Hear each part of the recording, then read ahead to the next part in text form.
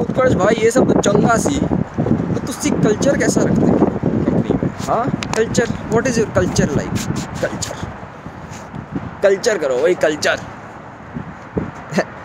Apparently, culture was the biggest topic of conversation at a conference I attended with the CEOs and managements of the best companies in our market.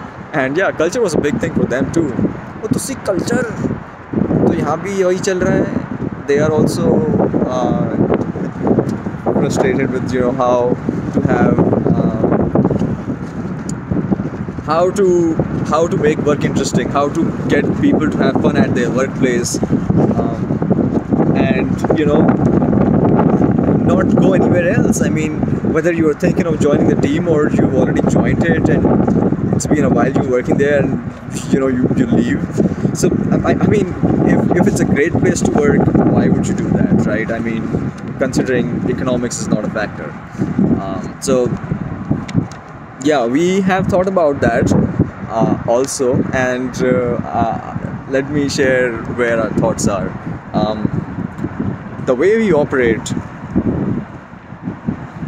the way we interact with each other, interact with our customers, all of that is based on a philosophy called outward mindset. Outward mindset. Now, this is not something that we thought of. This is what just ended up happening. This is a concept I knew about before I built the company, and I just liked it. And then when we sort of built our culture out, we built our team, we see how we are actually behaving. A lot of it is coming from that outward mindset.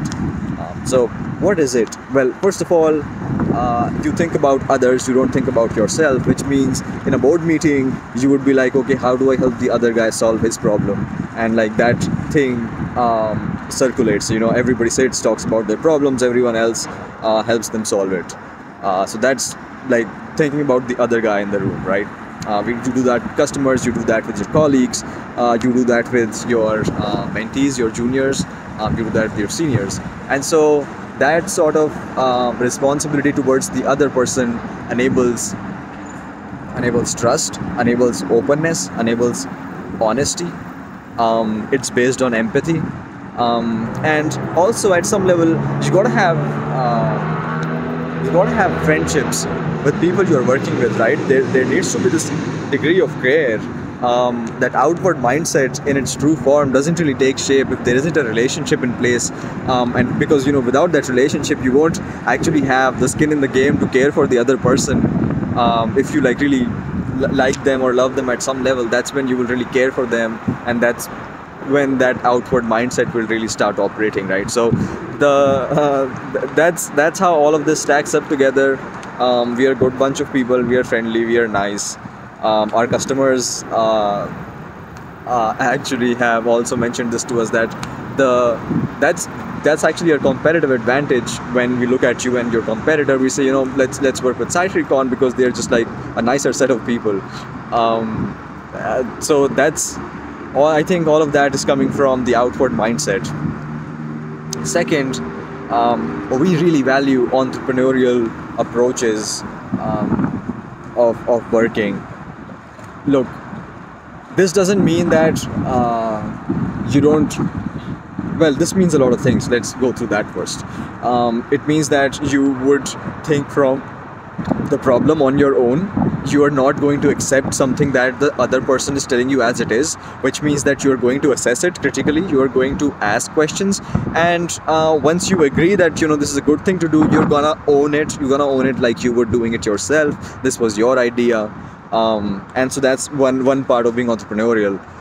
The second part of it is the ideas that you come up with, right? So you form them, you shape them, you own them. You take that idea to your colleague. Let's say you are an engineer, you take that idea to the product manager or to the sales guy to discuss that, what you think about this thing, this feature out here, don't you think we should build this out? And if you take that idea to them, they're gonna help you flesh this out, and if it is of value, it's gonna get built. It's gonna get built because we see that all the ideas can't really come from top down. I mean, the ideas need to come from bottom up. The ideas need to come from bottom up, and then the team then can prioritize the best ones and execute them based on the resources that we have: time, budget, skill set, right? So you got ideas, share ideas, own them, execute them, and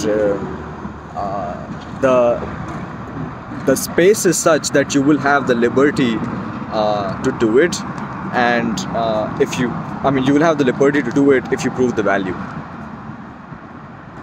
right? So that's the entrepreneurial side of things. Because it's a small company, we are 50-60 people. The difference that each one of us can make is immense. We have not yet converted into an organization where we are cogs in a wheel, right? And the wheel is turning. We can't really do much about it. That's not where we are. And so it's a huge opportunity if you're coming in here as part of this team to build something that lasts, and build something that you can point towards and say years down the line that I built it. Tens of thousands of people are using it right now, and so that's how we build, and that's what we would like for our team members to do, and they do that. Management style. What is your management style like, dude? Well, what I'm going to tell you is some sort of a jargon, but we're still implementing it. We are trying to get better at it. So there is a leader servant mindset, where the leadership is